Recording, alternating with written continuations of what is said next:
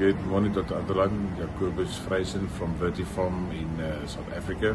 Just a quick update on the current status of our flowering stage. We've got about 200,000 saffron bulbs, and they're all flowering.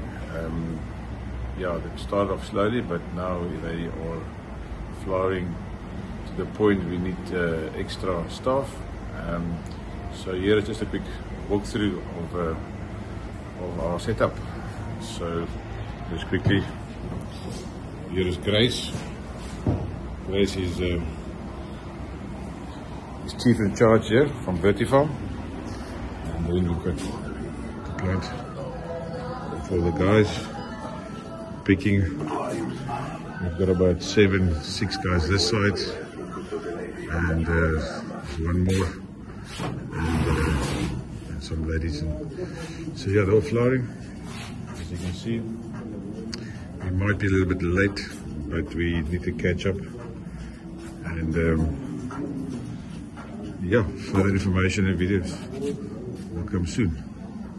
Thank you very much for your advice and assisting us in the matter.